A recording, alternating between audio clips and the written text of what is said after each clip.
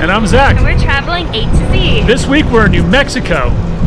Check out the Sandia Peak Tramway, which is an aerial tramway near Albuquerque, New Mexico.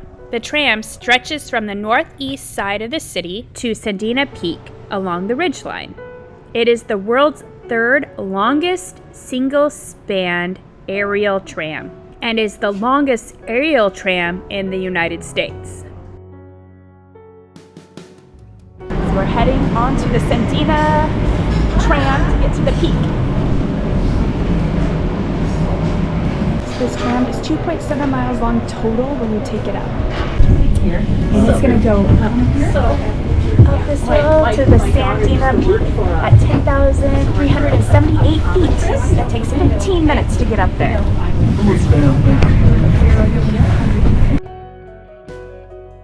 The tramway has only 2 supporting towers. The span is the third longest clear tramway span in the world at a length of 7,720 feet or 2,353 meters. As you're going up, you see Domingo Beca Canyon, which is referred to as the TWA Canyon. The canyon is called this because it is the site of a crash of a TWA Flight 260 in February 1955, in which the lives of all 16 passengers and crew were lost. The tram goes approximately 20 miles per hour. As you go up the mountain, the temperature drops and it's at least 10 degrees cooler on the top of the mountain than it is on the bottom. Today it was 47 degrees in Albuquerque and 32 degrees on the top.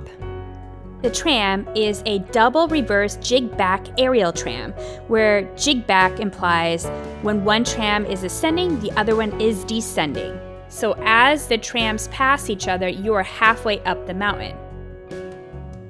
As we look down, we're 900 feet from the ground. We are higher than the Eiffel Tower. At the top, there's a lot of different activities you can do. There's a restaurant called the 10-3, which is adjacent to the tram terminal. They also have recreational hiking, backpacking, rock climbing, skiing and snowshoeing in the winter, and in the summer, they have mountain biking trails available.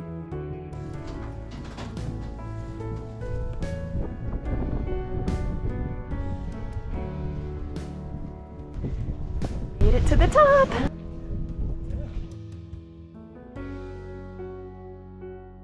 At the top where you take the tram back down, there is a little area with information about the climate, vegetation, and animals that are found on the top of the mountain. Below is Albuquerque. Population a little over 600,000 people. The view of the city up here is amazing. So the tram was built in 1966 originally to bring people up to go skiing. You could still ski on the other side, but right now the ski area is closed. So if you want to ski, you have to come up here, ski down, and hike back up yourself, which sounds pretty miserable. A lot of people have brought snowshoes up so you could snowshoe and hike around here. There's over 100 trails up here. If you wanted to hike up here, it's about a 6-hour hike, and they also have different mountains you could climb if you're into rock climbing. And they have a restaurant called 10-3 because it's at 10,300 feet where the restaurant is. And we're gonna go check it out and have some lunch. Lunchtime? You do not have to make reservations to eat in the bar for lunchtime. You do have to make reservations to eat in their dining room at dinner time.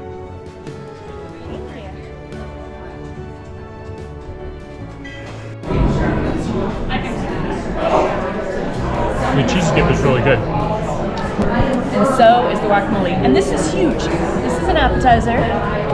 Huge! Tortilla soup. What is that? What did you get? That's a brisket. And I got the bird. There's a lot of food here. You don't need to order this much food. But we did, and now we're gonna eat it all. Apparently 2 appetizers is what you Yeah, need. 2 appetizers is enough for all your lunch. But we did 2 appetizers and 2 meals. Of course, there's always room for dessert. And now I'm going to eat this delicious chocolate cookie crumble casserole thing. It's like the size of my hand.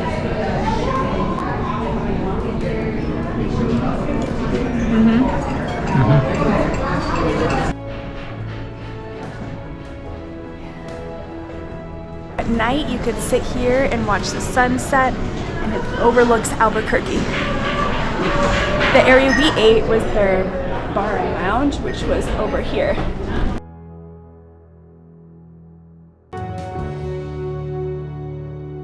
So Sedena Tram, it's fine. It was a nice little trip. We just got back, and now we're gonna go explore more of Albuquerque.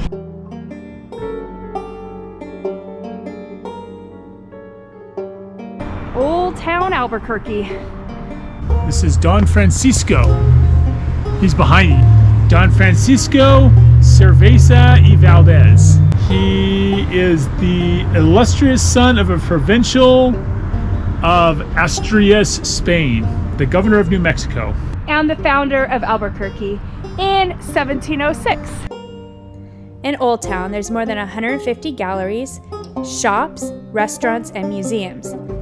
Albuquerque is nestled between the Sedena Mountains and the three volcanoes in a rift carved by the Rio Grande River that is the home to a historic farming community, which then turned outpost and then officially a village in 1706. The village has flown the flags of three nations, Spain, Mexico, and USA, and was the center stage for the brutal merger of two civilizations, and has become one of the most unique and culturally significant melting pots in the history of the United States. So this is San Felipe de Neri, which is the first church established in Albuquerque. This church was first established in 1706, and it's still used as a church today.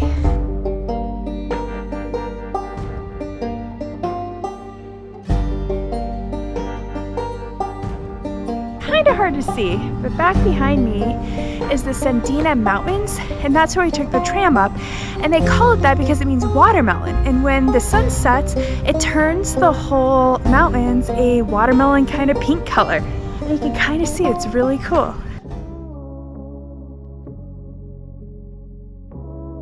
Breaking Bad was a very popular TV show, and this is literally a store for Breaking Bad and like a museum and shrine to it.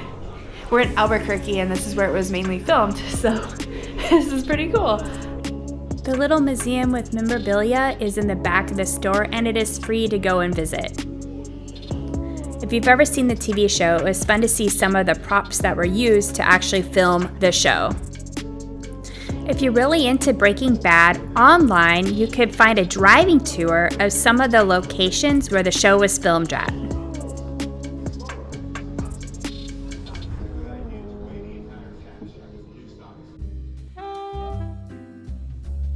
So behind me is the sawmill. The sawmill actually used to be an old lumber yard, and now it's an area that has a whole bunch of eateries, restaurants. It's supposed to have like a butcher area, winery, and brewery. So we're gonna go check it out and get a snack.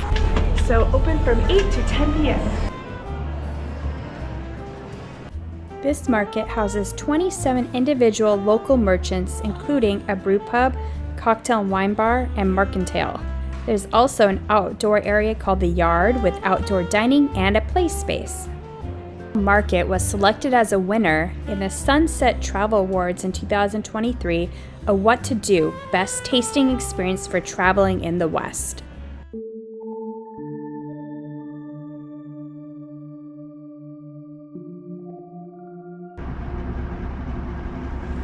You are here. So we're at Petroglyph National Monument outside, or kind of inside of Albuquerque. And we're gonna go check out petroglyphs. There's supposed to be like 400 petroglyphs on this little hike that's about 1.5 miles to 2 miles total. We're hiking the Piedras Marcadas Trail. And this is pretty much right in the middle of town. There's a whole bunch of houses right on the side.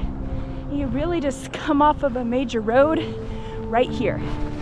The parking lot is located off Golf Course Road and Jill Patricia Street. There are no restrooms and water is not available on the hike. So behind me is volcanic rock. It's from 200,000 years ago, and it erupted, and this is what's forming the Albuquerque Mesa.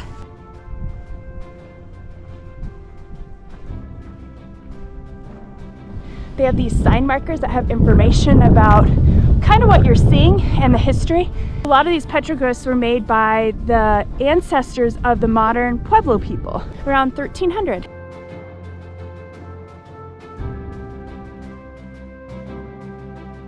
And is it what, a turtle maybe? So they etch in this stone using like stone, and then as it oxidizes, it changes color, and so then they could date how old they are by just the different colors and the oxidation. We think that's a roadrunner. We're not sure. The roadrunner is the state bird here in New Mexico. I had no idea, but we've seen a couple now, and they're really cute little birds. The trail is sand the whole way, but it's very nicely marked and it's really well maintained.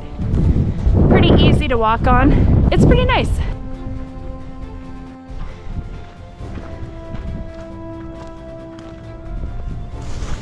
So there's tons of petroglyphs on top of the hill here. So all the petroglyphs you're looking for are all along the mountainside. And then if you look on this other side, it's just open space. We didn't see any petroglyphs over there. So if you want to really see them, go towards the mountain. There's supposed to be over 12,000 petroglyphs in this national monument. This hike is supposed to have between 300 to 400. I don't think we found that many, but there is definitely a lot as you're searching and looking at the rocks on the mountainside. It's a pretty neat little hike. We're going to the New Mexico Museum of Natural History and Science. We're gonna go check it out. And look at the dinosaurs. Aw, isn't she cute? Her name is Bella. And this is life size. Bella is a Tyrannosaurus, not Rex because she is smaller. This museum is very neat because everything in here originated from New Mexico. And it's different compared to a lot of other natural history museums where things come from all over around the world or the United States. So as you walk through this museum, there's 2 floors and 8 different sections going all the way from the Big Bang Theory and the origin of life all the way to Mars. The first section is called Origins, which is the origin of life, how DNA came about and the first organisms were formed, starting with bacteria.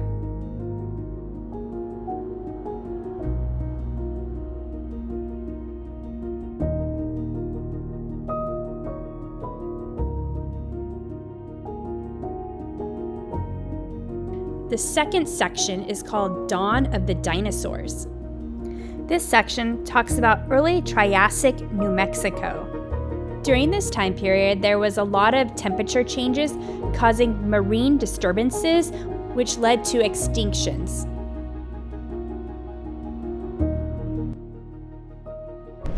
So this guy has evolved from 400 million years ago. He's a cute little lungfish. He's pretty friendly. He keeps just kind of hanging out. Our third section is the Jurassic Age of supergiants. Right there, Saurophagonox, which is one of the biggest meat-eating dinosaur of the Jurassic period. And the only one that was found in New Mexico is here, 40 feet tall. And this tall guy is a Seismosaurus, and it's only found in New Mexico also, and it is one of the largest sauropods. So that is Zach standing in front of a Brachiosaurus leg, which is 20 feet tall. Wow! The fourth section is New Mexico Seacoast. This is New Mexico underwater. 165 million years ago. This section shows some of the organisms and animals that were found in the area, indicating that this was an ocean. Petrified wood. Real dino skin. Pretty cool. The KT extinction event was when an asteroid or comet hit Earth, causing extinction of a lot of the animals and organisms.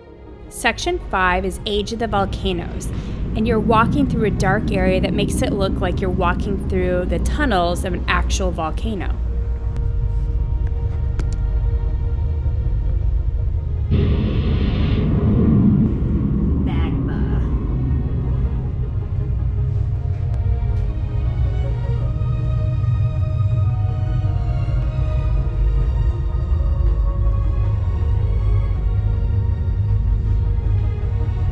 Section 6 is evolving grasslands. Grassland. Oh, he's kind of a cute little giant bird. It's a giant bird. Largest land-going bird that ever lived. He's bigger than an ostrich? He looks bigger than an ostrich.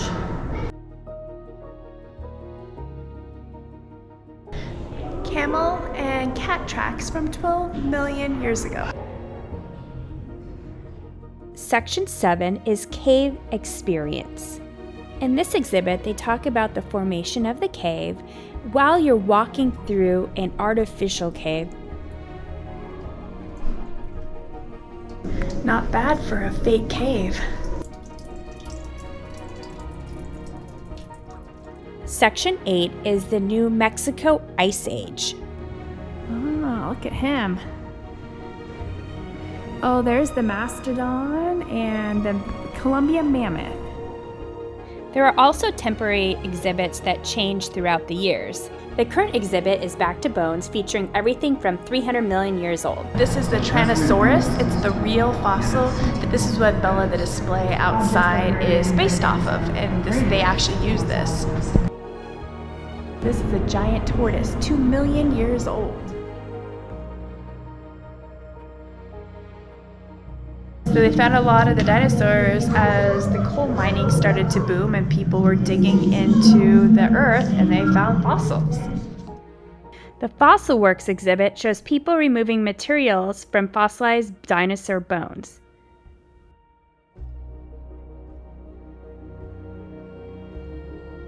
There's also a floor of exhibit galleries dedicated to astronomy and space exploration, as well as the observation deck for viewing through the telescope. The last exhibit we visited was the chocolate exhibit. The display talked about the history of chocolate and how it was used in different cultures for money and trade.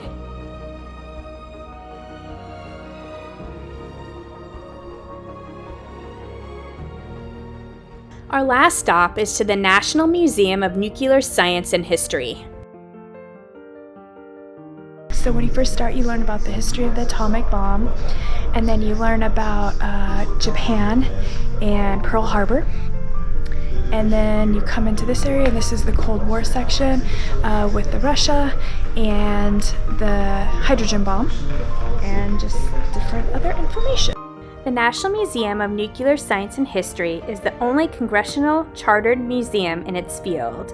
It's a place to learn about the history of the atomic age. The museum will take you through the nuclear development through the peaceful uses of nuclear technology. The museum is a great resource for nuclear history and science. There are 16 permanent indoor exhibit areas, plus a theater and a conference room. There's also a site for military aircraft and missiles. Unfortunately, this area is closed because it was too windy to go. So this is the inside of the yellow bomb over there. This is would have been a third nuclear bomb. But it was never used. So this area is how this section of the museum talks about how nuclear power is used for the medicine and CT scans.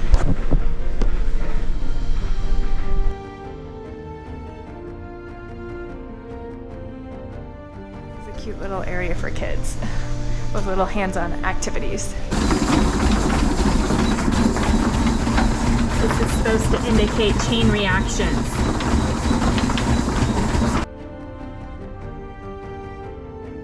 This is supposed to demonstrate the energy required to generate electricity. Oh, 5 volts.